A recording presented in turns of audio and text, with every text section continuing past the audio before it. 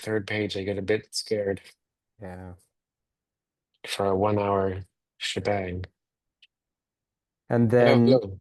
Mike Hewling, who's the new chair of public or community engagement, sorry, is probably an audience member at this point. I assume he's been added as a panel. Yeah, we did that already, so I you should be did, getting it. yeah, I did add as a panelist link, and I don't see him in the attendee list, but I'll keep an eye out. Okay, thanks. Cool.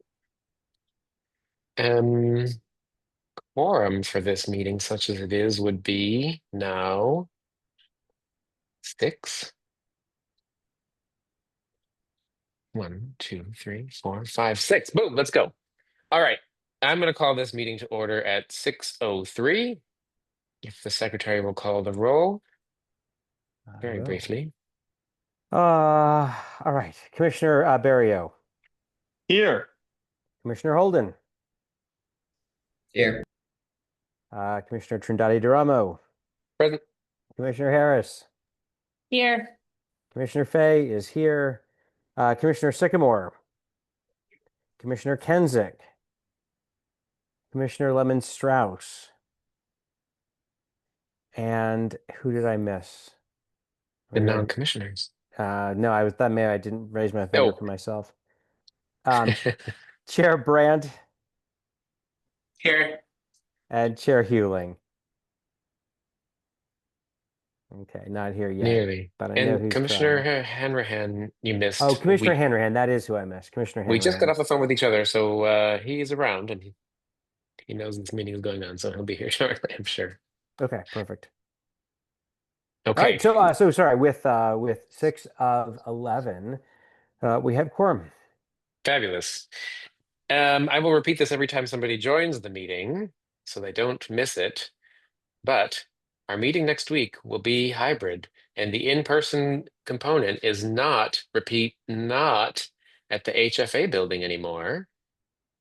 Well, at We are least going not for to, this meeting. We're not this testing time. I guess I out. shouldn't We're say testing anymore. out. This time it is not. We're going to demo a new location. We've been dreaming of sort of circulating around the commission area for a while, and finally we're sticking a toe in that water. So we're going to meet at the Josephine Butler Parks Center, 15th and Euclid, former embassy of many dignified nations, and constant wedding venue. So it has lots of things that we need, like tables and chairs and audio equipment and projector and all of that. So, and Wi-Fi.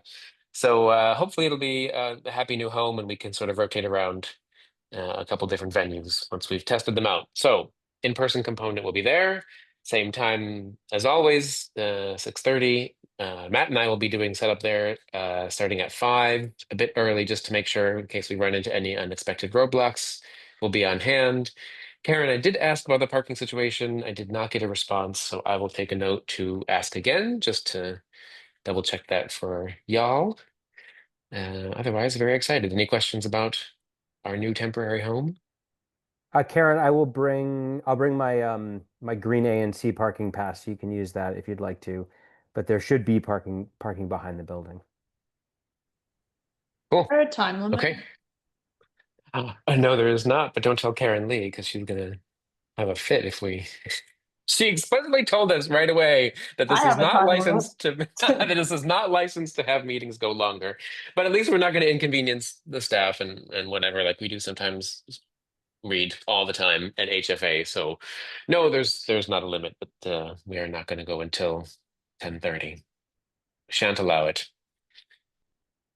Okay, that said, that's my only announcement. Preparing the agenda, the guest speaker, and we have not confirmed yet, wrote today to invite Reverend Judy to come and speak once again. I believe we had her as a 6:30 guest speaker at the beginning of this term. Would love to touch base about how everything shook out in the budget with the VI funding, and ones and all of that. So and also I'm interested in engaging in a conversation with her, with NPD, with community stakeholders about what we would like policing and public safety to look like post federalization period, and she'll certainly be an integral component of that. So I'll let you guys know when she's confirmed, but hopefully it'll be her at 6:30. I don't believe we have any anticipated agency guests. Matt, check me on that one if you would please. Not that I'm And aware of. No one has reached out this month. okay. I would say maybe let's not proactively schedule anyone. Would be nice to not have quite such a time crunch, as we often do. Very cool. Yes, Commissioner Holden. Yeah, I think as a point, we should try to have our guest speaker and the agency guest be the same where possible, right? So if we have like a But guest speaker, that could be the agency guest for that month. I think when we've had a guest and a bunch of agency guests, that helps the meeting be until 11 p.m. or however it drags. long In fact, the the agency guest is not really even a thing. It's Right. it's not something that we should be filling every month. That's not, it's just the district agencies section when people float in and ask to speak to us. So yeah, it is not at all bad to not have one.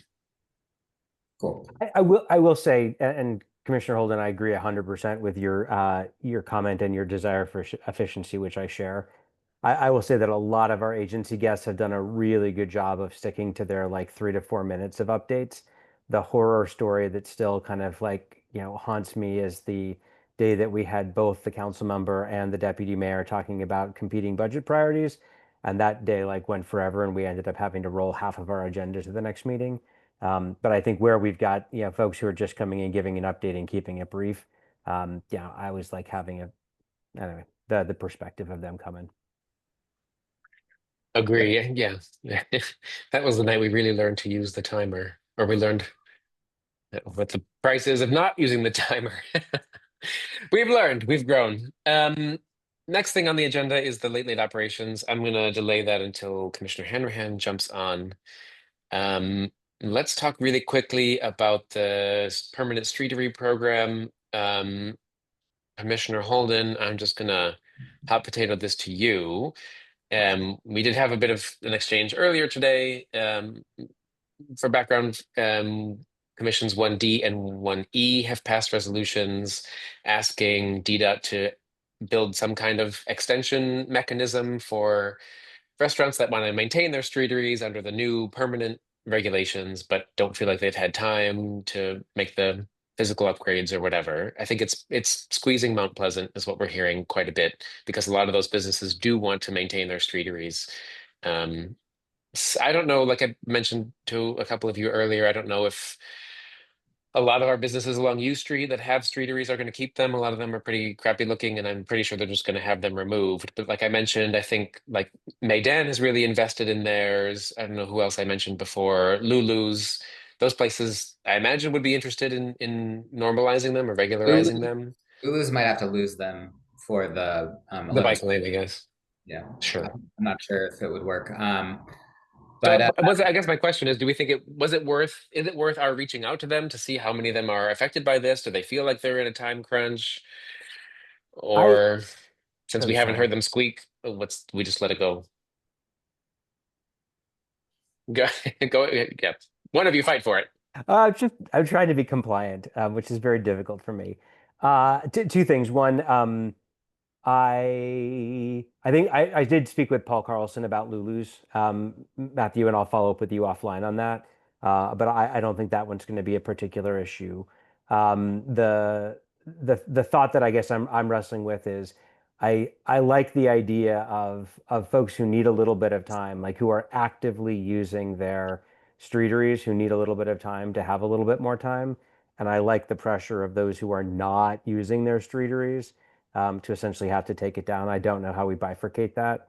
The one so issue, have they, anyone who's actively using it, have they applied?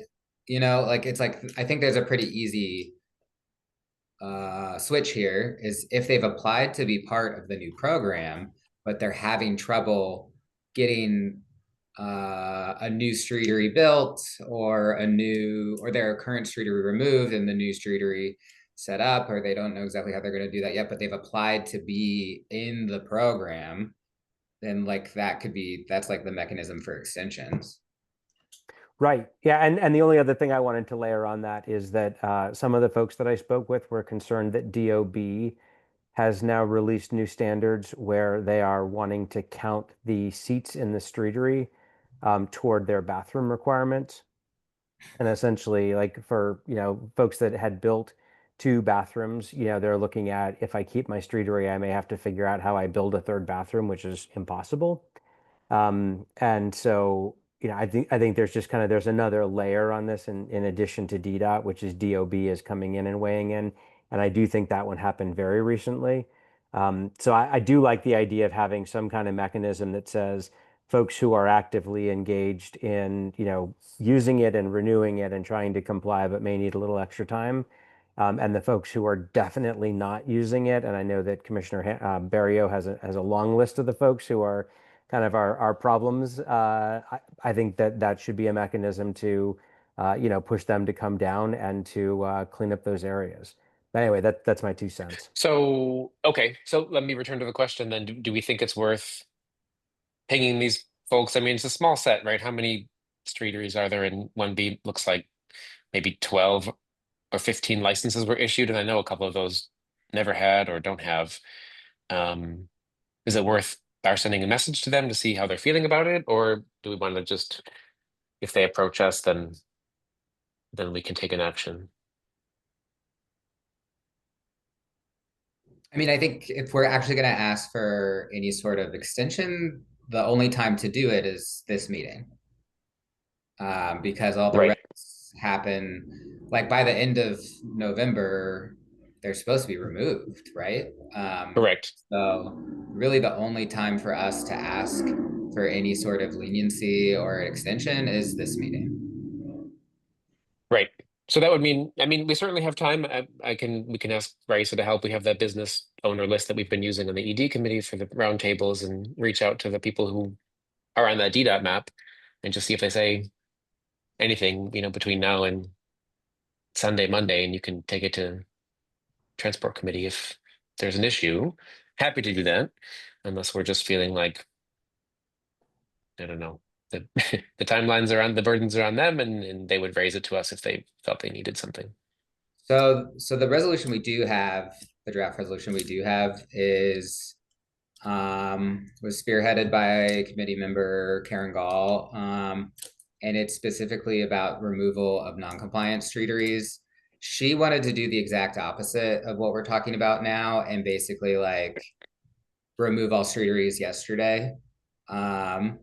So, I mean, it is focused on non-compliant and safety hazard ones, but it was like she called out like a lot of locations that she considered hazardous. And I think this is through like conversations with police and other things like that, accessibility, sidewalk blockages, things like that. So the resolution we have there is very much like she wanted them to be gone before the deadline. So there was we got her basically through talking about it and reviewing it, we all kind of settled on, we're not going to try to get them to push up the deadlines, but we're going to like encourage DDOT to actually enforce the deadlines. And so like once those deadlines for removal hit, asking them to expeditiously make sure that these streeteries are removed. So like some of the problems were like one of them has like a grill in them chained to a tree or something, and so it's like that's a fire hazard.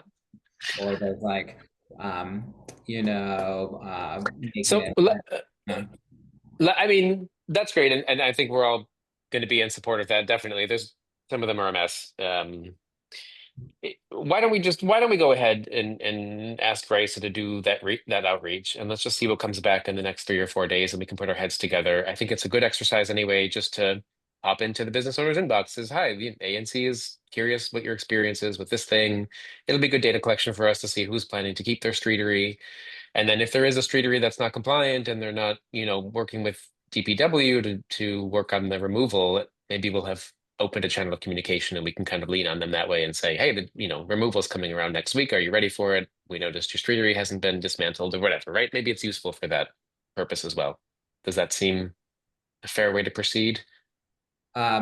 yeah, it could be potentially, if it would make sense, in the flow of the resolution, I don't mind talking about on Wednesday, adding a resolved clause requesting an extension for people who are trying to get into compliance. Cool. It could Okay, fall fine. into the same resolution. No, I agree. Final comment there, Commissioner Harris. No comment, just a question. So DPW is removing the non-compliant streeteries. Would they also be willing to remove a streetery that is no longer in use from Compass Rose? Right. So in the ask, in the resolution, we're kind of targeting abandoned streeteries almost more so than non-compliant streeteries. There are some on U Street as well, kind of in a situation that it's like, well, maybe the business closed or moved or, you know, something, and then now the streetery is just there and it's abandoned. And honestly, it was kind of the view of the committee that like, well, the city should remove it, but shouldn't it also be the property owner's Yeah, responsibility? that's So what I was trying to think of like who to reach out to, because I'm like, okay, well, the tenant's not there anymore. Is it the owner's responsibility now? But yeah, I mean, I guess what I'm asking maybe too is like I would love for that to be included. Like I think that's great, but if anyone has any recommendations on who to reach out to, I'm just kind of at a loss of yeah, yeah. that was that the email that I accidentally got? Maybe I haven't looked. I know Karen forwarded it to me yesterday. I got an email that sounds very similar to what you're talking about that I also sent to you and responded to the guy and told him about this resolution. So I think it's a combo of getting the city to do something about the abandoned ones. Yeah. Also, we asked the city to go after the property owners because it's honestly like Yeah. it should be the property owners. They were the ones who were leasing a space to someone, and if their tenant doesn't follow up on it, then like it shouldn't be on the city to fix this. It should be on the property owner. Yeah. Yeah. I think ultimately someone wants like a speedy resolution to this, but it's not gonna happen. But Yep. thank you. Yep. Yeah, sorry. No comment. Sorry to extend the conversation. Just wanted, since it was related. We love an extended conversation around here. I know. Secretary Fay, can you please reflect in the minutes that Mike Hewling and Commissioner Kensick have joined? Indeed. Welcome, welcome to all. Okay, I think we're good on that. Any business from the executive committee? I believe we have none. Cool. Wonderful. Let's talk through business arising from committees. Committee chairs, your minutes are due today. I think I've only seen one packet come through the new amazing office form. So please send them through If tonight if you I can. sent my minutes before the form existed, can I be grandfathered in? I got him. Don't forget the other things though, of course, the agenda and the stuff to be printed on them. You are preaching to the best He singer in knows the what to do. choir on that one. I I mean, know. He knows what to do. Okay, cool. Please, thank you very much. Obviously, your submissions for the committee reports section are also in the form. Don't forget. Anticipated new business items. We are going to hold ABCR for Commissioner Hanrahan, which means we're going to put Mike Hewling on the spot for his debut appearance here at the Cow. Welcome, sir. Would you like a minute to talk about what's going on in CE committee and anything that there's nothing, obviously, no resolutions or decisions, grant applications or anything as far as I know coming to us, but at least talk a bit about the task groups and how you're structuring the committee. Thank you very much. We had a very productive meeting on the 16th. We kind of decided to break up into 5 different task groups. Some are going to be short-lived, some are going to be a little bit longer. And they're kind of just bucket ones where we want to work on. One is called the Farmers Market Task Force. We have the Duke District Banner Celebration Task Force. We have one that's a Neighborhood Civic Local Park Association Task Force, one that is Advertising, Marketing, and Promotional Task Force, and one that is like Block Party and Porch Fest Task Force. And then we're currently kind of assigning different committee members to be taking the lead on these to do some research, get the ball rolling per se, so that during our committee meeting, we're doing more conversations about where things stand and versus just kind of like talking about things to kind of get the ball rolling. Right now, the one that has the most momentum behind it is the farmers market. Uh, Avi, who's leading that one, is doing a fantastic job. She's getting some great information to see how we can reactivate a farmers market at 14th and U. And hopefully that will be rolled out in the spring. It'll be with Fresh Farm, who does a lot of the ones from years before, and trying to get that reactivated. So very excited about that. The other one that has kind of a time horizon due date on our end is the banner celebration one.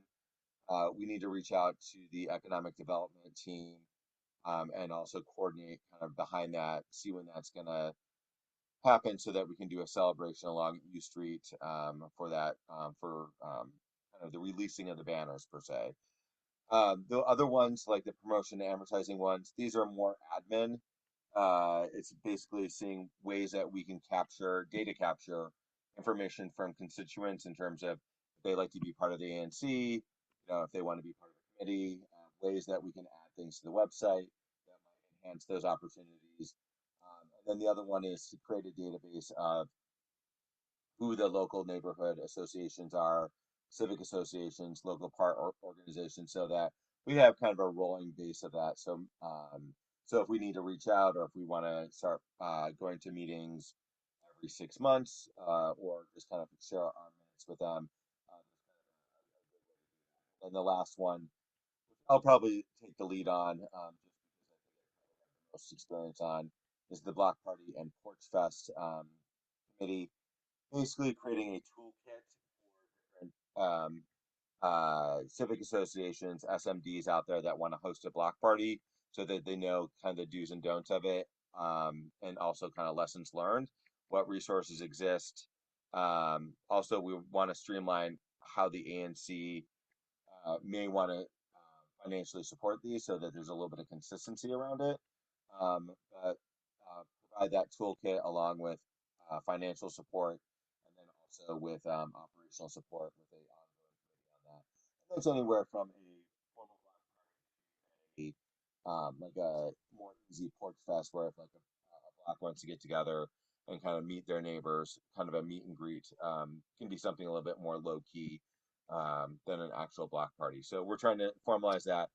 Most block parties aren't going to happen again until the spring, so we have a little bit of time on that. So the one that really needs to get a little bit more wind behind its sail is the the Duke District banner celebration. So, and then if you're not aware, the African American Civil War Museum grand reopening is slated for November 11th, so we'll want to do something around that as well.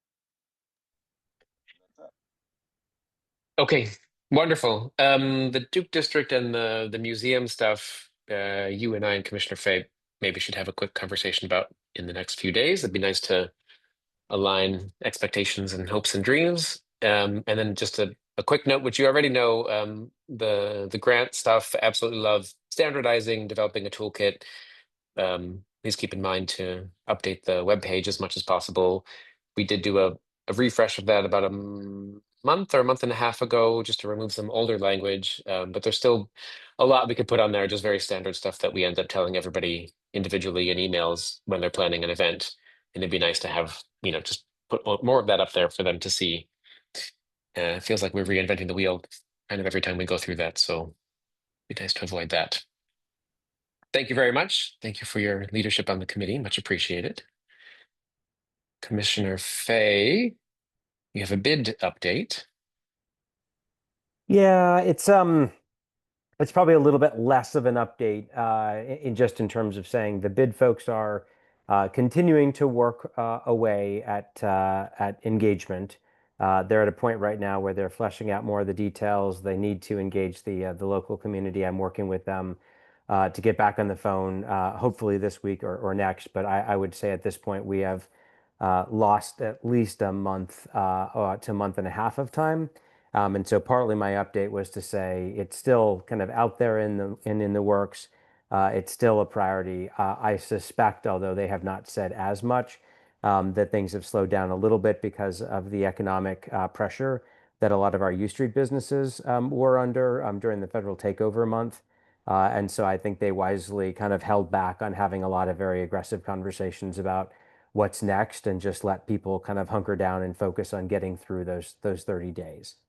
Another just couple of very quick updates. We've got a continued focus on the comp plan. I have a Howard University student intern who is working with us on the comp plan and is very excited about getting more involved. So that gives us a little bit of kind of extra resources to be able to put into that. And then just kind of a highlight about upcoming agenda items that I think are useful. Part of what the bid discussion prompted as a broader discussion is all of the resources that the city currently pays for and invests in for the U Street area, and that includes the clean teams, it includes the multiple Main Street programs, and so we have invited the Main Street programs and are reaching out to the clean teams to come and talk about the scope of work that they are committed to providing and to answer questions from the business community as well as the committee members, just to talk about how well that is going, or in some cases where there might be a disconnect between what folks kind of think they're delivering and what the clients are seeing delivered. So I think that's going to be a healthy discussion, and I'm actually, frankly, very excited about connecting the Main Street leaders to the business community when we get together again in about 2 weeks. Okay, thank you very much. Any questions? All right. If we don't mind, I'm gonna jump to ZPD. Christian has to hop away pretty soon, so take it away. Hi, everyone. Can you hear me? Just okay, great. So it's a pretty light agenda. I think the really big thing is that we have a letter of support for Howard University Hospital that will be in front of the commission. I do still have to write the letter and send it over, just FYI. But essentially, it's a little bit more complicated than how I'm going to describe it. But the hospital has decided that they actually want to locate the hospital on a different parcel, the actual hospital building, on a different parcel than they originally asked for in their first master plan submission. And so in order to do this, they have to take out the lots that they would like to locate the hospital on from the master plan so that they can do that. So essentially what this means is that they were originally planning to do a hospital that was farther north on Georgia Ave. And it was also connected to, it was sort of set back. There was like other stuff in front of it in between the hospital and Georgia. They are now moving the hospital 1 block south on Georgia Ave, and it will be a standalone building. You may remember that this is kind of what they originally proposed way back originally, and moved away from that for a variety of reasons that I don't fully know, because I think that conversation happened before I was around. But it seemed very uncontroversial. They've done their due diligence with the LaDroit Park Civic Association, or Neighborhood Association, excuse me. So, and they're on board. They went to them before they came to ZPD. So I think it's a pretty straightforward letter of support. It just is going to sound very technical because the mechanism they're using to accomplish it is through a master plan amendment. But that is what the letter of support is. We've The got a other thing. question. Oh, yes. Sorry, got a question from Commissioner Fay. Yes. Yeah. Hey, Christian, really quickly, and I'll make this fast and then have you go back to your regular stuff. I want to clarify one thing. First, I'll make an offer, which is the LPCA is also finalizing a letter of support. Great. So I'm happy to send you that draft, and then you can take a look at it. The only point of clarification that I wanted to make is that the action that Howard has before the Zoning Commission is an extraction from the campus plan. Oh, I'm sorry, you're right. Yeah. Yep, they've got 2 parcels that have been rezoned. The LPCA negotiated a redevelopment agreement with them. The Right. ANC last year signed off on that redevelopment and supported the rezoning. And what this does is it allows them to extract those parcels from the campus plan. It makes things a little bit faster and a little bit more flexible for them. And then just one other point of clarification, we are hopefully in the final stages. This has been non-controversial of just finalizing an agreement with Howard for continued engagement. The inclusion in the campus plan requires them to engage the community and the ANC in certain ways. And so our requested agreement essentially is saying that they will continue to do that. And their response to that is, of course we will. So we're just trying to kind of formalize that and keep the good relationship going and the engagement commitment still in place. That is interesting. Actually, I don't think that came up at the ZPD, that specific thing that you just mentioned about the continued engagement. It didn't. It's In good to part know. because there were so many other things going on that I was trying to kind of keep out of the way. Yeah. But yeah. Yes, it is an extraction from the campus plan. Sorry, not the master plan. Thank you for that. But yes, it non-controversial. The committee voted for it unanimously. They didn't really have any questions. Moving on, some of you may know that the ZPD has been considering a resolution from Commissioner Barrio about the comprehensive plan. I think that resolution is sitting with Commissioner Barrio at the moment, but generally, during that conversation, something that came out of that was a desire to have, I can't remember the words that you used to describe it, Commissioner Fay, but Task Force on Housing Affordability. Okay. I was going to say joint task force, so I was close. Joint, but, I like that. That's better. But I think one of the reasons this came up is because it's obviously the comprehensive plan is complicated, and also has elements that touch multiple different, practically every committee. So that is an idea that was floated. We said we would follow up about it. We haven't, and so that's on my list of things to do after this meeting. But I just wanted to add that to the conversation. The other thing that came up is that there is some community interest. I wouldn't necessarily say this is coming from the committee, but there is some community interest that has been voiced at the committee or to me to continue to have follow-up with the Department of Buildings about the V Street collapse. And just so that everyone recalls where we stand with that, is that we asked the DOB staff to come to a commission meeting. They said no, that they wouldn't do that, but they did provide written comments that answered most of the questions that we have.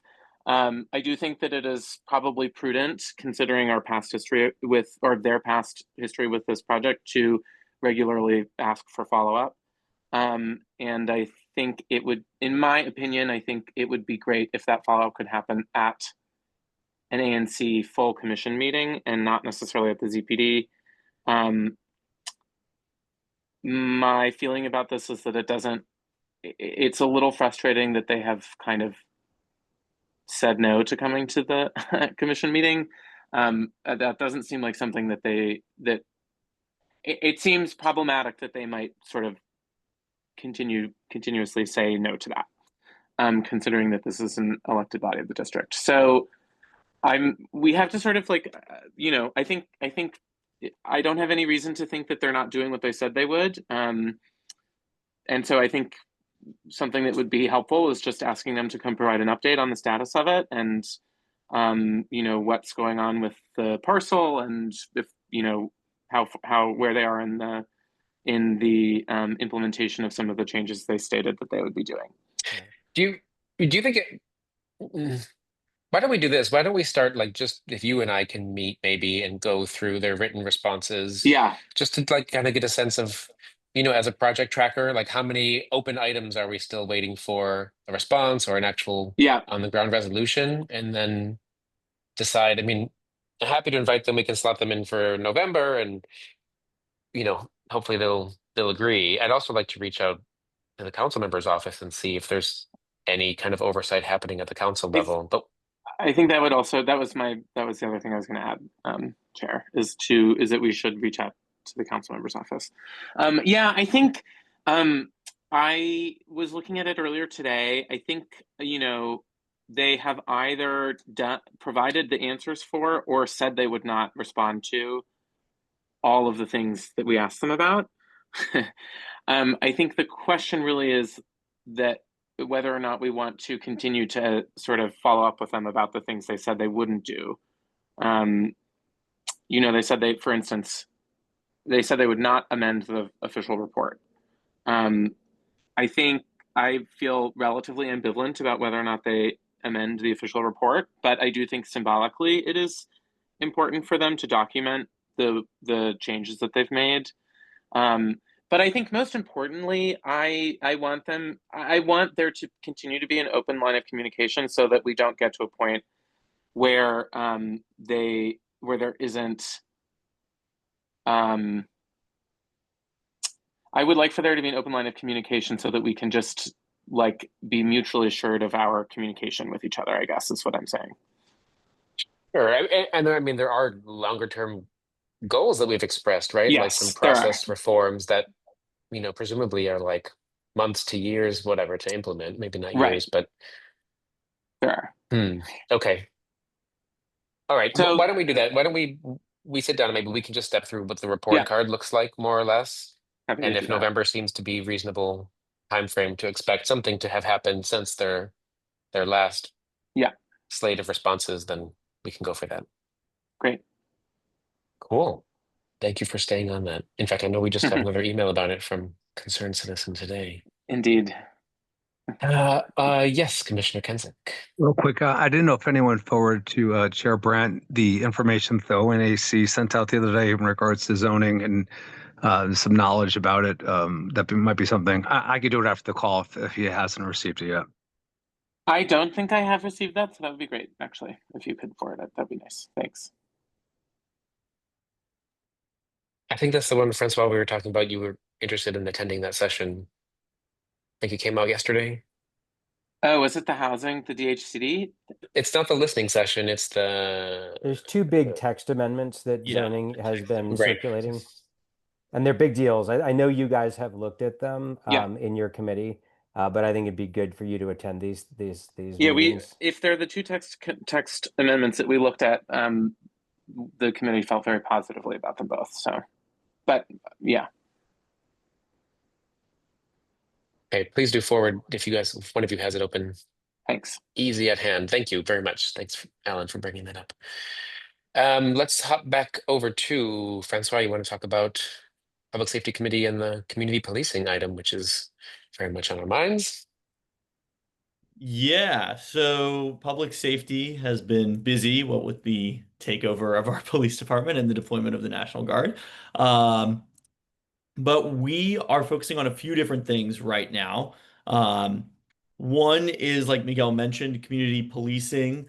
I went to the 3D CAC meeting, I'll say, recently, and it was very interesting hearing from U.S. Attorney Pirro about the work she's doing. But I would say it was also very interesting to hear from the commander and from the community. I think members of the community feel like trust is being lost in the police that has been built over many, many years. And MPD is saying that, that loss of trust is not deserved because they are still doing what they've always done in terms of enforcing the law and trying to protect people, and that they're not breaking any rules and that they're not, helping ICE detain people. So I think the situation is complicated, and I don't want to say I am, backing either, sort of claim on this, but I think the point is merely that we need more community policing in order to ensure that there is trust between the community and the police, at least for, the things that people really do need to be calling the police about, like if they see a fight breaking out, like if there's domestic violence and other things like that.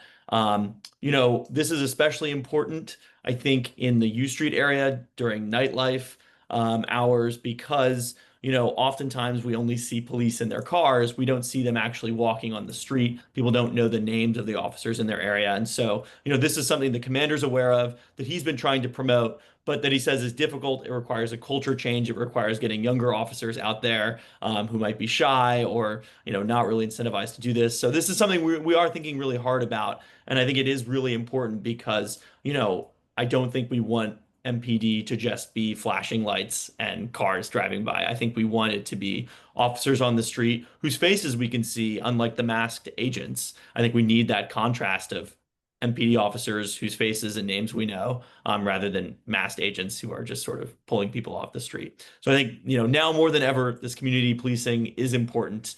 And so this is something we're thinking about, and I'm continuing to advocate for in my conversations with MPD. The other thing I'll say is that, we heard from DDOT at our last commission meeting about, yeah, and I asked a question about, DDOT personnel DDOT personnel helping control traffic. I was surprised that the answer was that they should already be doing that and that they shouldn't just be sort of standing by their vehicles. They should be out there directing traffic flow, protecting pedestrians, and things like that. So I'm working on a resolution through our committee. Well, I know this is related to transportation, and I should have a conversation with Commissioner Holden about this as well. So that's my bad. But I'm just sort of in the initial phases of drafting a resolution to call for DDOT to be more involved with traffic flow and to actually activate the personnel that are already out there. I think that's really important at our busy intersections.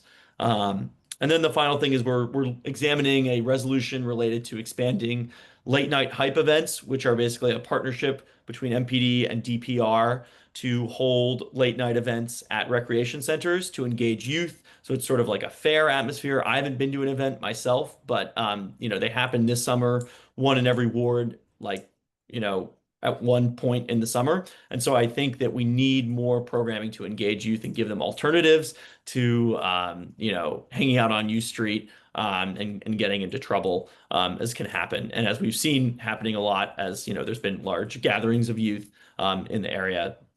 So this is complicated too, though, I'll say, just because, Commander Connors pointed out that having a bunch of youth at a recreation center late at night and then having them all leave can be problematic, especially if they're out past curfew, which is a problem, as well as, if youth then leave the recreation center and don't want to go home and they want to go do something else. So, it's a complex issue, but it's something we think is important to advocate for, at least, more general youth programming to provide them alternatives to hanging out on U Street at night. So those are my public safety committee updates. Was there anything else you wanted me to touch on? Me? No, thank you very know. much. Cool. Thank you so much. I wanted to leave a good amount of time for us to talk about ABCR related things. Commissioner Hanrahan is on the call. Let's do the placard reviews second. First, I'd like us to talk again a little bit about the late operations on the U Street corridor. I know we've kind of talked about this here and there before. Thank you, Christian. But of course, as ABCR is considering more placards now, and we're getting more extension applications for late hours, then the issue of whether we should try to apply a uniform standard across all those applications has come up a few times. And I know Commissioner Hanrahan, we've talked about this. I think we both like the idea of crafting some kind of standard. I mean, there's always going to be a case by case review, right? This is not going to be a bright line rule. But I think it'd be nice if we asked the ABCR to generate some kind of articulation of how it's thinking about this, and we do that in writing. And it doesn't have to be terribly formal, right? I don't know that we have to consider this like a rule of the ANC, but I think it might be nice if we can articulate, again, in writing, some kind of short resolution that's like a statement of a sense of the commission as to how we're thinking about late operations on U Street. We'd love that to come out of the committee. They're the ones handling these day in, day out. But in order to avoid any accusations that we're, showing favoritism toward certain types of businesses or businesses on one block versus another block, I think it'd be nice if we had something that we can point to say, look, and I'm, again, this is just speculation, but what I perceive our sort of common sense of this to be is that U Street can't quite support, all night alcohol operations. That 3 a.m. to 6 a.m. window is not something we're interested in for a bunch of different reasons we can articulate, right? Like what MPD's concerns, DDOT's concerns, WMATA, neighbors, noise, trash, all that stuff. We can go through that.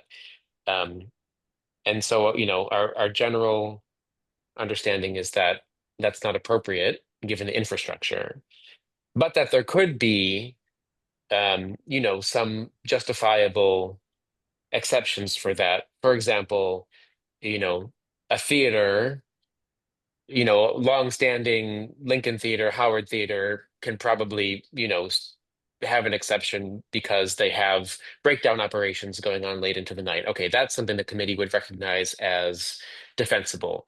Or venues that are, good operators, having a couple special events throughout the year that go later than 3 a.m., that would be like at Pride or 4th of July or whatever. Okay, we could sort of that's justifiable. That could be written into a settlement agreement. That's a sort of allowable exception. I'm thinking of some statement like this, the general rule, and then some ideas that the committee would have for allowable deviations would be good, again, to point to just as a matter of equity, and also just for the committee's own thinking so that it doesn't come out arbitrary. Wanted to sound people out on that. Commissioner Hanrahan, I'll let you speak first if you want to, and then Commissioner Harris has her hand up. I'll let Commissioner Harris go first. Yeah, that sounds good. Go ahead. I mean, I think we should actually formalize at least a letter or resolution because the ultimate body who decides the hours and grants the hours is the board. And so I think we need to better understand why they are basically allowing this or encouraging this because we haven't seen this like bars have been allowed to apply for these types of hours, but it seems like there has been a recent influx. And that's where it's concerning to me, where who at ABCA is like pushing this because it's not okay. And so because like why would someone push this when they don't have enough investigators? We don't have, well, I mean, that's a bit of an opinion, but there's cries for not enough police officers, like all of this. So like why would they push for this when we already have all these other issues that aren't being solved with the current infrastructure? So I would say one, yes, we should have some sort of standards overall, but we should also write a letter or a resolution to ABCA and be like, why, like, explain your reasoning as to why you're allowing this, because this is putting a lot of pressure on our community and the ANC itself, because we're the ones who have to raise the concerns or wait for concerns to happen. So I would say we absolutely should have a formal letter. Yeah. To jump in to I think I think this should come from the committee. I do know they probably have the most thoughts. They might have the most thoughts on this. Um, Perhaps the letter and the resolution can be the same thing. Um, I think it will be maybe tricky to think about if we determine the threshold of is it places just in the moratorium zone or is it places within the total arts overlay or why do we let Lincoln Theater, is it because they express about soccer or church or something like that? So I think it may be a little tricky to create a threshold, but I think this is something that I would love the committee to do. I would love it myself if I had done this like a couple weeks ago, but I haven't. I've been very busy with lots of renewals and placards and protest hearings, so it's something I admittedly am like behind on. Uh, and I know I've talked about it with co-committee members too, so they're very eager to do it. I think it just might take a little work, and I think we might just kind of uncover when we start putting pen to paper on where the things are that we want to highlight or cross. But definitely full-heartedly support. I think we did ask Director Mosali about it when he was here, and I mean, he was like, yeah, I'm not sure why it's happening either. So I think I that mean, the issue definitely isn't with the agency, it's with the board. So with the remember, board. there's Okay. two different bodies. Okay. Either way, I feel like the director of the agency should still, if he's saying that, I feel like it's definitely worthwhile to Mm. press the board on it. Um, Commissioner Holden. I think like the threshold or like differentiating between license types could be fine, right? So like something like the Lincoln Theater has their entertainment venue, they're like a theater, they have a different type of license, the performance-based license or whatever, than compared to like a tavern or a restaurant or a club license. So I think like sticking to certain types of licenses, like use ABCR speech, ABCA speech to do that. I think that'll make it easier. And then we don't have to like worry about like Lincoln or Howard or any of the like theaters like that. Theaters are just different. So Yep, that's very fair. Commissioner Barrio, did you want to? No, I was just gonna say I'm generally supportive. I wasn't aware that ABCA had been sort of pushing this in some ways, I guess. They seem to say that anybody can apply for it, but maybe I'm misunderstanding. I think You we want to be careful. They're not pushing it.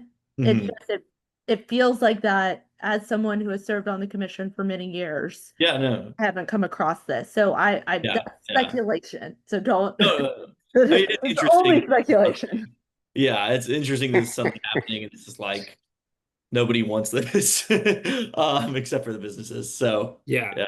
I think as it sounded like we learned from like the mediation with the Unity Bar that, one of them just asked for it during like maybe like pandemic when everything kind of switched virtual, and then they talked to each other and realized someone else you can ask for it, and then it kind of like opened this like Pandora's box, and it's time to close the box. Yeah, it doesn't sound, yeah, it sounds like almost like they're almost, and I think Rachel Scheckman from our committee makes a good point too. Like, it doesn't serve their interest so much either because it also opens them up to more potential fines and violations and things that they could pay by having crime that might happen there at the time or something like that. So I think, um, yeah, we think we need to do something about it. This is great. Yeah, you meet 2 weeks from tonight, and you have a hideous agenda. So, let me know how I can support.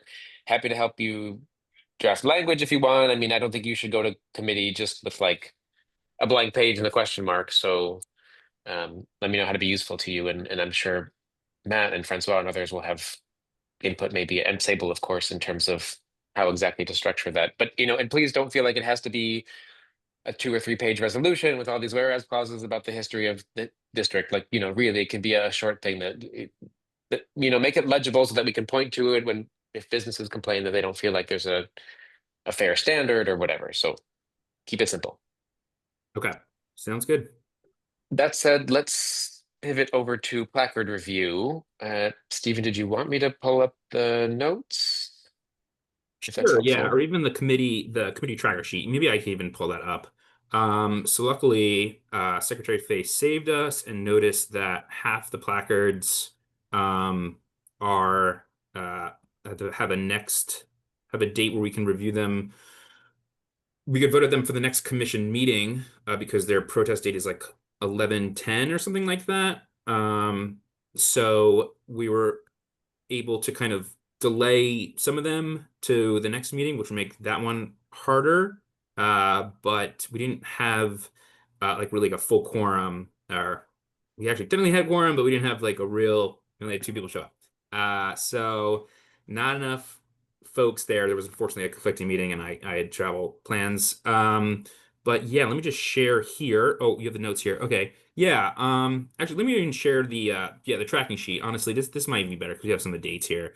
So yeah, so the first for the September meeting, these are the ones we discussed. There were two ones for new licenses, Frank's Wild Years and Buffalo Billiards. I've been in touch with both of those representatives and kind of have some draft settlement agreements that I'm kind of finalizing and talking through with the committee members and commissioners on, but hopefully would like to vote to support those at the commission meeting. And then there were a couple others, flags. I think Chicha has a streetery, and also maybe some complaints and maybe some considerations about that they don't have an existing settlement agreement and they may be trying to operate outside in later hours later than they already are. And then Amsterdam Lounge also might need a settlement agreement revision to include stipulate the hours for their operations. Um, and Can then we Flash was having some issues on Sundays that one of our Rachel Scheckman helped write the settlement agreement, so she's going to try and recommends protesting that one and is going to try and work with the owner to see about what can be changed there.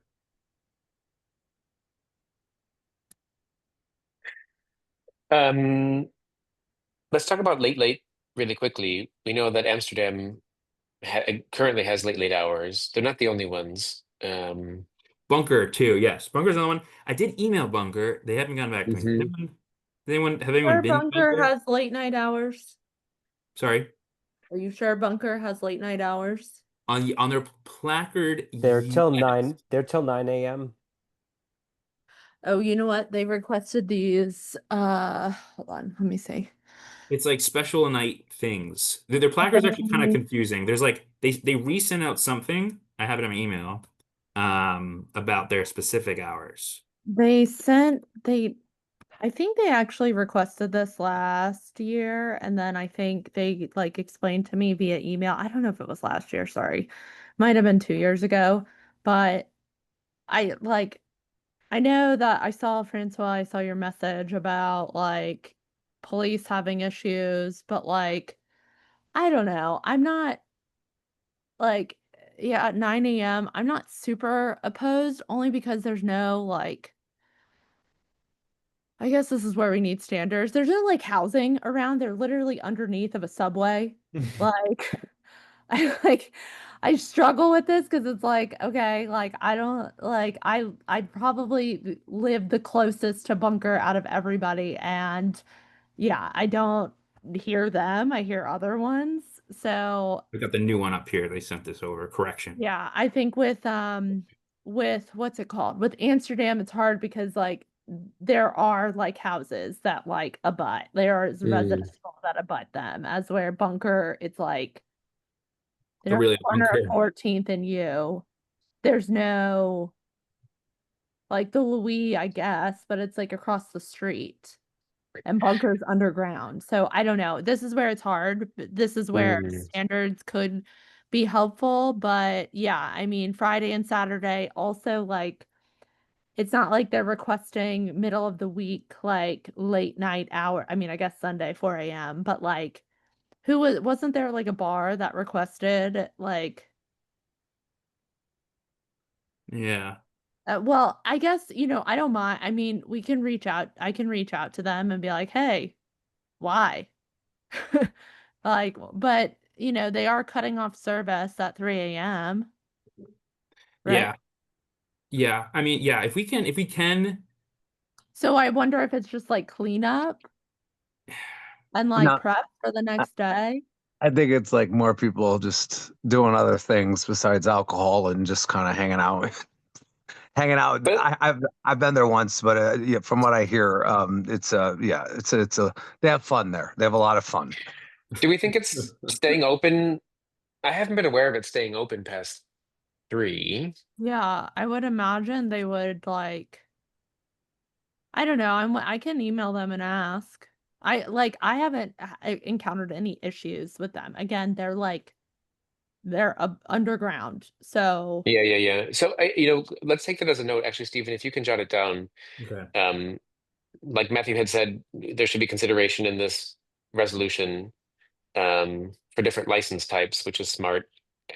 I think we should also include something about, there will be some consideration taken also for proximity to residential areas or whatever, right? There's also the Spark application came up that will be next month, right? And the summer garden issue there, which is essentially right next to Bunker, and there are no residences just behind it, right? So that's the kind of case where you would say, all Are right, maybe we Yeah, could be Spark, the issue with do they have that. alcohol at Spark? Yeah, They're applying for they're it. applying for. Their whole With- deal was no alcohol.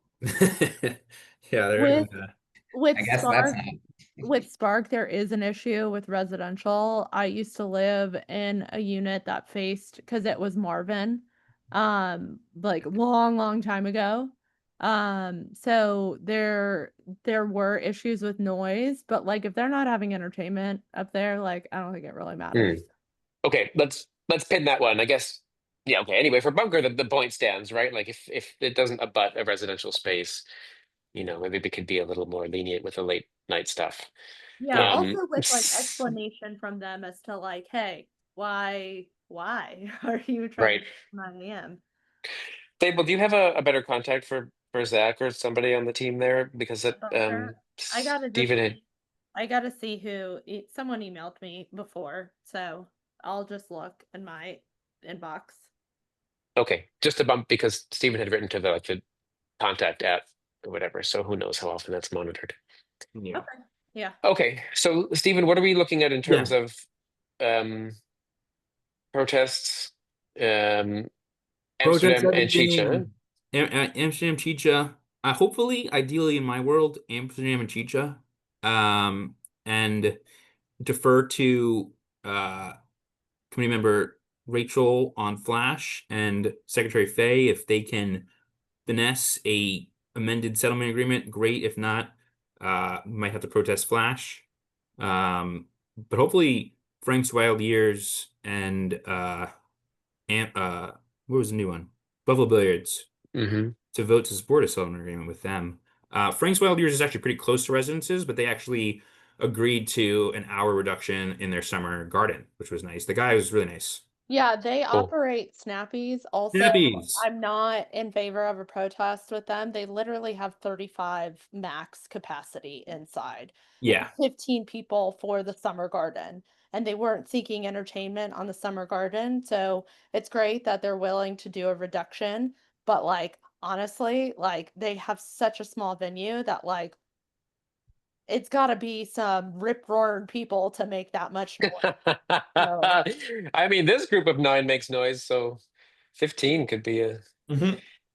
So okay, that's And great. then finally, I know we're running over. So we actually got then like the last week. This was like September. The 30th was like the deadline for placards. So we got.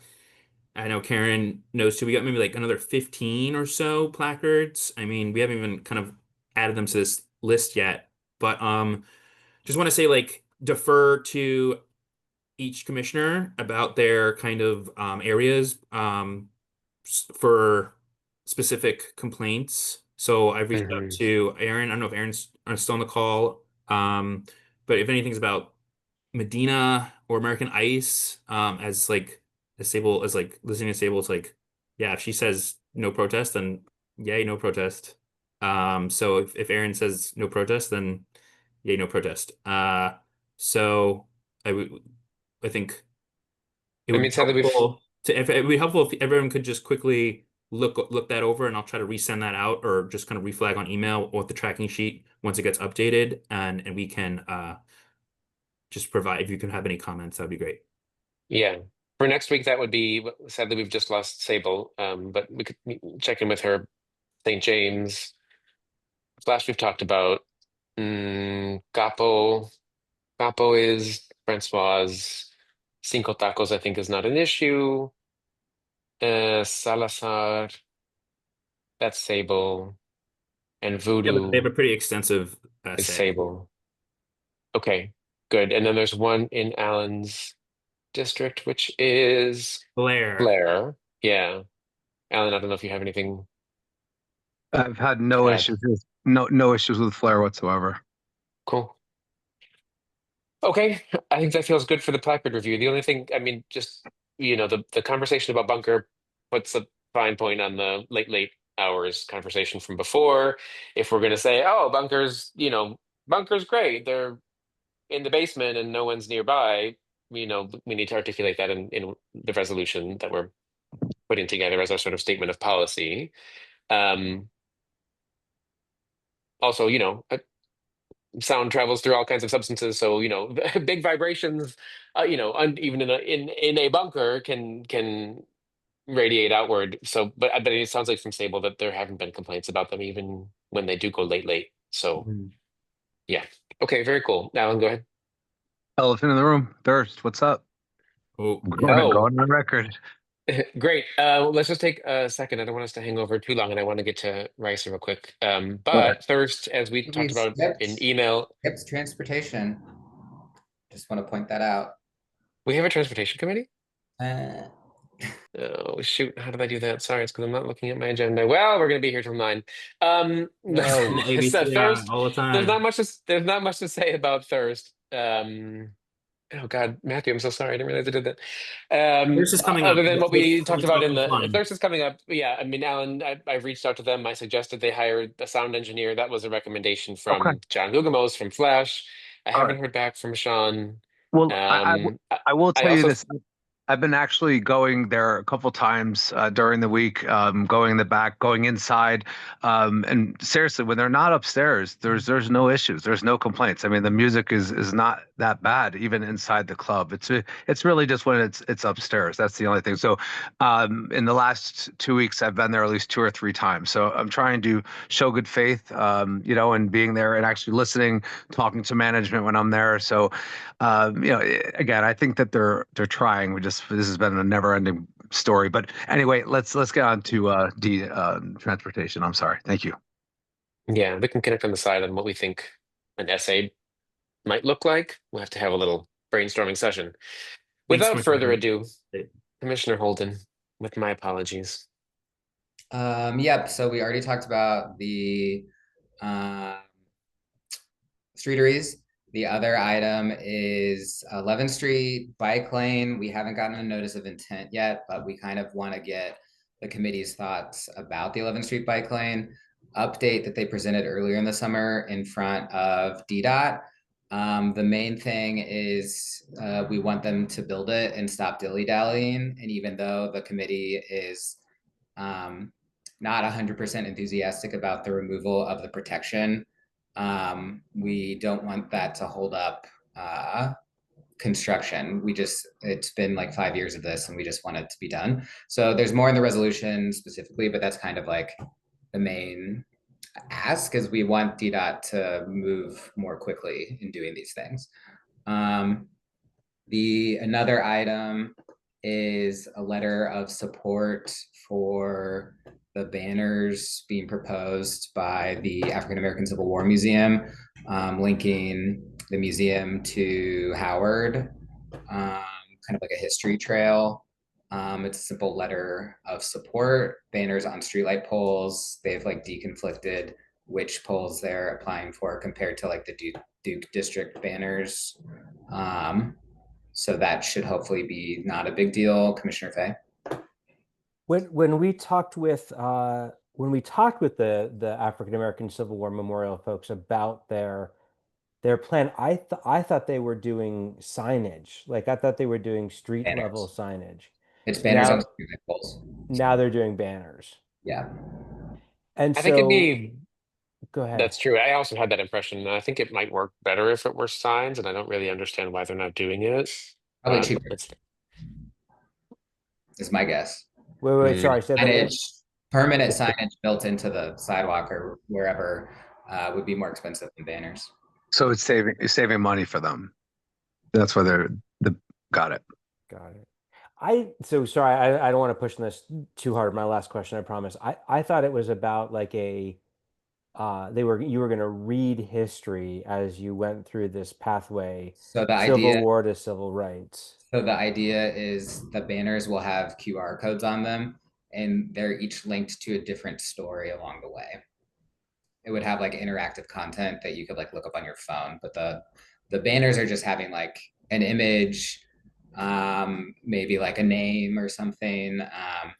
And the trail is called George Washington Williams Historic Heritage Trail. So that like might have a picture of him or like some information, like very, very brief, but like all the like actual historical content is QR code based. Got it. Okay. Thank you for clarifying. Yep. So Um, those. a small thing. I don't love that there is no way in TOPS and there's like no regulation at DDOT for doing permanent banners. I don't love it in the conversation about the Duke District. I don't love it for this. Apply every year. What's that? You have to reapply. Yeah, it's seasonal for the I banners. think the bids don't reapply. I think they just leave the banners up. It Technically, would kind of right, but you have to reapply every 6 months. I think you're only technically allowed to do a 180 days of a seasonal banner. And I really think it'd be nice if we advocated to DDOT to create something for like bids and huge community organizations like that to do long-standing things as a separate category because I mean it's expensive to do this and it's silly to me that like technically under the law they have to take them down again after 6 months. nobody does. Yeah, so maybe a thing we could advocate for. Yeah, so that could be a future resolution. We also, I think those are the only three for this. No, actually, there's the fourth one because you sent me the bottle bill one. So we actually haven't discussed it as a committee yet because of how the calendar has fallen and stuff. But at our committee meeting next Wednesday, we will discuss the bottle bill resolution that you sent me. So kind of just like in support of the council's bill to add a bottle return fee to help with like can and bottle pollution, keep stuff out of the river. And so the committee doesn't have a recommendation on that yet, but we will presumably have one by next meeting. So that will be also at the ANC meeting next week. And then finally, this is not TPPS. It is, I'm skipping ahead to SMD issues, but I thought I flagged this with everyone, or at least the two of you, secretary and chair, but I didn't see a confirmation that I did. But I think they've been talking to everyone. So I have a constituent and then a neighboring constituent who want to throw a block party on Seton Street. They already have a permit pending with the block party or like through TOPS. It's under review. They got it in a couple weeks ago. So they're aiming for the 25th. I forwarded a budget that they put together to all the commissioners earlier today. They sent me the budget today, just so everybody can see it. They're asking for $606. So I told them that sometimes we approve 500, this or that, blah, blah, blah, depending on what they're asking. I think they might have also, I told them about the community engagement committee and to reach out with them and stuff like that. So I think they've been making their rounds and talking to people. It's 606, not 666. It's a Halloween block party. Come on, throw in the 60 bucks. Maybe we'll throw in the extra 60 bucks. Cool. This is amazing. I'm a little impressed they want to pull it together in like 3 weeks. Yeah, she has a whole, Amanda is the main woman I've been working with. I've just been offering like support and guidance. They've been doing all the planning and they got all the signatures. They've been talking to neighbors on the block. They're brainstorming ideas for actually what to do on the day. So they seem pretty excited about it. So, you know, if we could give them some money to help with like whatever they're renting and stuff, you know. And they've been working on this since August, so it's not like 3 weeks. They've been working on this since August. Yeah, and I also Cool. like to add in the area of C, and even though it's not in my SMD, you know, Commissioner Thomas, when she was in 1B04, she used to almost throw a block party every year. And I know now as a commissioner 4 years, there has not been one in the area. So I do think that, like, just talking to Amanda last night for about a half hour, I think we can absolutely do the 606. I mean, originally she was saying 300, and I'm like, that's going to get you a couple orange cones, you know, like they were speaking to LaDroit. She said that Commissioner Bolden has been nothing but helpful and getting things done and you know getting the application through and stuff. So they seem really excited. I said the same concern. I said that you know Commissioner Barrio was looking to do something. And he kind of after we started saying some things, he's like, all right, I'll postpone it to next year. So I said, you know, you're cutting it close. Even if you started looking at it in August, it's 3 weeks away. But I think it would be very good for the area and rounding out 1B altogether goes to the cusp, and I think it would be good for the area. I couldn't agree more. Thanks very much. Mike, it's coming your way. That's it. Anything else for business from Oh, SMDs? sorry, just to Yes. clarify, Commissioner Holden, you're going to be looking for actually approval of the funding Oh, at are we the, doing it next week? Yeah, yeah, right. Do if it's yeah. the 25th. Yeah. Oh, right. Okay. Mike, it's not coming your way. As you were. Cool. Thank you very much. This question about keeping it consistent at $500, Mike put something in the chat, so let's take that conversation offline. We did uphold that principle last month, but there are always articulable reasons for deviating from a norm, I suppose. But They're let's not do it prepared. now. I mean, they're prepared for 500. So, I mean, Okay. If we only do 500, I'll give them the $106. Not 166. Okay, moving on to consultants really quickly. Anything, Karen, from you? On the website, there is a new Yes. page for all the settlement agreements. So feel free to check that. Woo! We'll list it. People, it's the best thing. I am going to work to now with Stephen to work to build out beyond just the taverns. And so you'll see others go up there as we're able to get them. Question, I was just I reviewed like the 2B website again.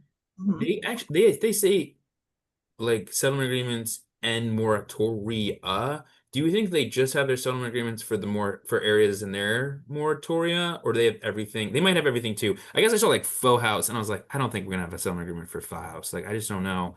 We just have so many things here. It's just crazy. I think on 2B it was like the settlement agreements and then the like moratoria documents for when they had like the West DuPont moratorium. You know, it was like the documents associated with that. Yeah, that makes sense. Oh, that's actually, well, we could actually throw that in there, Karen, if we wanted to put the North Shaw moratorium documents, which are actually kind of interesting. That'd be fun. But thank you so much for that handy reference. That's gonna It's serve so this helpful. commission for years to come. Yeah, thank you, Karen. In fact, I'm wondering when will it be updated with all of the new placards?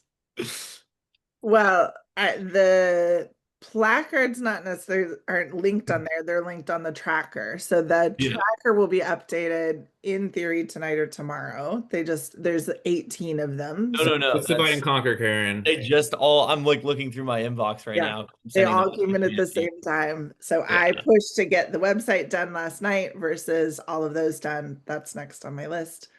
hopefully that executive team is talking about that raise for you too. I hope that's something that happens soon. Thanks, Alan.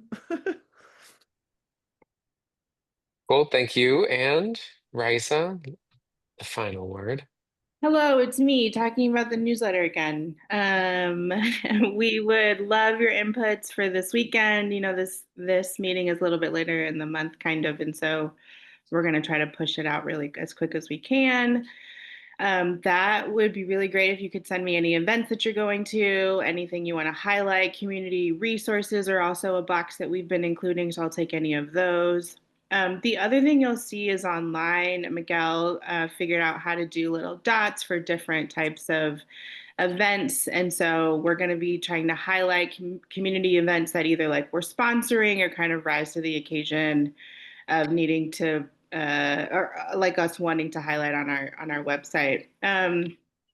What would be great is if we could take like 30 seconds together to pull up your calendars. And one of the things we notice is like you guys are actually really busy, but some of that stuff we don't get to give you credit for in the newsletter, but we'd love to give you credit for it. So if you can pull up your calendars, take a quick browse at anything you're going to this month that either you want to highlight in the newsletter before you go to it, or maybe you want to give me a recap after.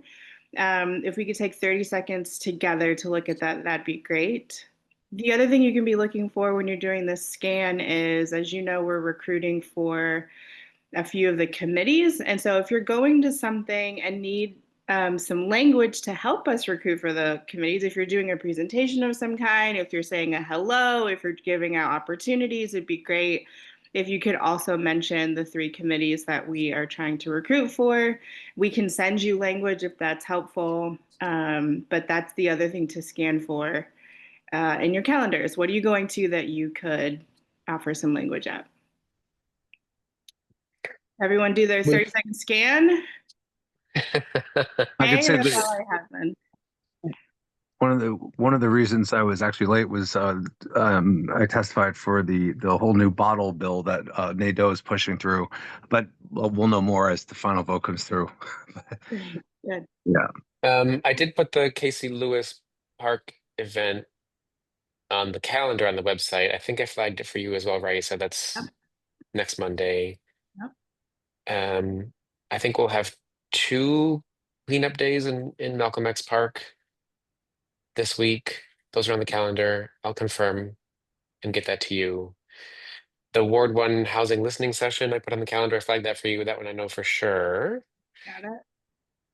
I think the Civil War Museum is intending to do some kind of soft launch event on October 16th Okay. for the walking trail, excuse me, that we just talked about with the banners. Even though there will be no banners, I think they still want to do some kind of soft launch. I'm going to take a note to confirm that because that'd be nice to put in there if they're going ahead with it. Mm. Hey, Chair, do you need any gloves like for this pickup? Like, because I still have a lot of gloves from last year, so I can easily give them to you if need be. I think I might even have large bags too. I have to look in my closet, but I have some stuff that's obviously not used. If that'll help out at all. If you want to donate them to Washington Parks and People, they'll be happy to. They have tons, but new ones are always nice to have too, because they get Yeah, sweaty and then they get reused each month, and I'm a little yeah, I got it. so that'd be great. The only other thing I see on my and thank you for that, Alan. The only other thing I see on my calendar is that I think Baldwin House might be having a Halloween party on October 24th, but I'll also have to confirm that too. So I'll do those 2 checks for you, Raisa. Thank you. Thanks for scanning. Anyone else's scan produce anything you want to tell me about? Yeah, I've got 2 things really quickly for you. In addition to the DPR event for Casey Lewis feedback on Monday, next Thursday, same night as our commission hearing, so I'm going to miss it, is a Night on the Farm fundraising event for community, for common good Yep. farms. So that's a big deal. That's been out in the newsletter. I'll forward you the details so you've got them. Great. And then I we just put it in have, my newsletter, actually. Yeah, I was good, going to say I've seen this and I forwarded it. So good. great. And then Ledroit Park is having, in partnership, LPCA in partnership with Common Good, we are hosting Halloween at the park at Ledroit, I love it. and we'll give you the date. Now we tried to get a petting zoo brought in for this, but apparently that requires USDA oversight, and Of course there it are is. delays, so we're gonna push that to next year. But the Halloween event with frosting your own cookies and all sorts of things and drawing on your pumpkins will be going on. Great. Thank you. Okay. Cool. Thanks, guys. Let me just brag real quick, but I can't find the goddamn window. I want to brag. I want to brag. Hold on. Final thing. We did something useful, I think. This was kind of cool. Now on our calendar on our website, there are blue diamonds that indicate ANC 1B meetings and gold diamonds that indicate community events. So we can actually like promote things that partner organizations and whatever are doing. So that's the park cleanups, the Casey Lewis thing is there, the 3D CAC. I think it'd be nice if this calendar were a little more of a community resource, not just for our committee meetings, but actual stuff. I gotta tell you, you're amazing. I think you're all amazing. I think that the constituents that have put us in place, and also Raza and Karen, this is definitely by far my 3rd term, and it's definitely by far the most organized, run, most professional I've ever seen one be. So keep it up, everyone. It's hats off to everyone on the call, really. So thank you, and Kara, great job. Thank you all. Let's go home now. Good night, everybody. Oh, wait. 7:26 on What? the What? record. Did Can someone I say no, wait? Yes. can I plug quickly? Okay. Raisa says no. Go ahead. Go I'm ahead. so sorry. I promise I'll keep it quick. Very quickly, I am working on a resolution related to the comprehensive plan about housing. we all know that there's a housing shortage in the district. The focus of the resolution is basically allowing people throughout the district to build ADUs, to build duplexes, and to build townhomes similar to what we already have in ANC 1B. I've spoken extensively with the ZPD committee about it twice now. I've spoken with Christian about it, and he's supportive.